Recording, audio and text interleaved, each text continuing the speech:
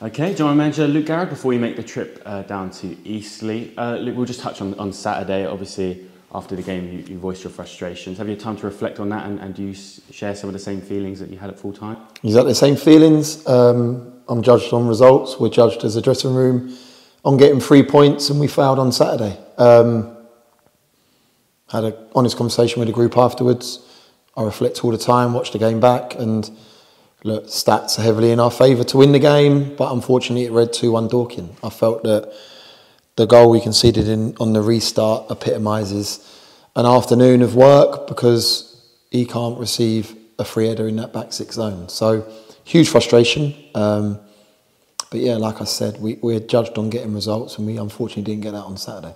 Yeah. Does this feel like quite a big week, obviously going back down to Eastleigh and then working at home? Does it feel like quite a bit of pressure on this week?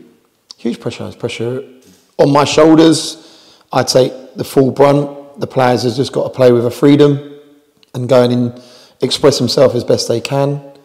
It's a big week. It was a big week starting with Dorking. You get a 9-point week in any season, it propels you up the table. And I set the boys a task. I felt that we could start the week positive with 3 points against Dorking. Now we need to go and put some wrongs right on Tuesday evening against Eastleigh, because they're playing Reading in the next round, and that's something that we wanted to do and wanted to achieve in terms of progression into the FA Cup. And yeah, we need to make sure that we're performing and having a bit of ruthlessness and clinicality, because like I said, our stats on Saturday, 18 shots to their 3, and to only get a return of 1 goal is not good enough. Yeah, it wasn't that long ago that we did place Eastleigh in the FA Cup.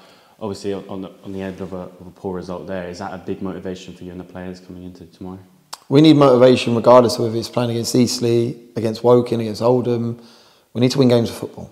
Part and parcel. No matter what goes on at any football club, you're judged on the here and now. And currently we are sat 19th in the division, and we've not won enough games of football. We've drawn a hell of a lot of games, and we're in and competitive in a lot of games, but unfortunately we need to win games of football. And yeah, look, for me, going to Eastleigh, the 5-1's in the back of my mind for sure, but no disrespect, they were on the back of a fantastic win against Altrincham. I think they upset Altrincham for, I think there was 11 unbeaten leading into that game, and they're no mugs. They're a very good side. He's a manager that knows what he wants, and he's got 2 in-form strikers in Quigley and McCallum, and we go there. There's no added incentive that we've gone and been beaten 5-1. There's no added, for me, you just go there and do your work. Go there and put on a performance to warrant a win. We need a win. It's that simple.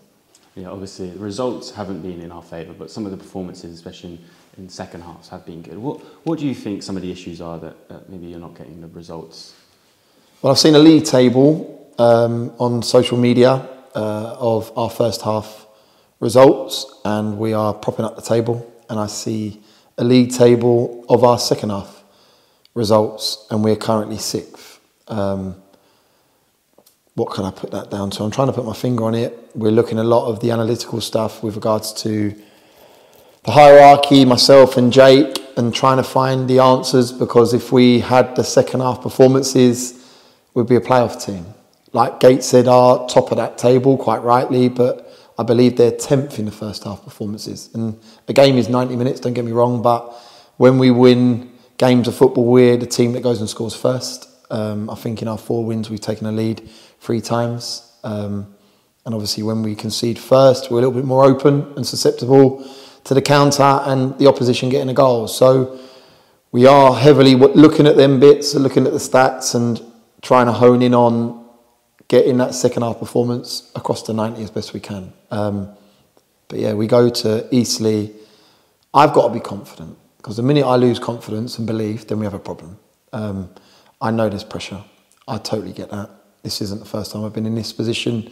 I was in this position as a manager 9 years ago, or 9 seasons ago, when I took over the job. So I'm a lot longer in the tooth now, and we've got a chairman that has been there, seen it and done it, and he is so calm and collected that it's rubbing off on all the staff. So I've got to remain confident. I have to remain that there's a belief. I trust in this group, I genuinely do. We were in a very similar position last year. We lost our 2 games prior to the Bristol Rovers game. We lost the game after Bristol Rovers. And I believe we were sat on 26 points at that stage. And we went on a run in the new year that warranted 13 wins out of 15. So I have to have the belief, I have to have the confidence that we can do that. And I'm the man at the helm. Like a lot of people are saying, the buck falls at me. And I get that, 1,000,000%. So we're going there to win a game of football tomorrow evening, and we'll do our damnedest and our most to go and get that.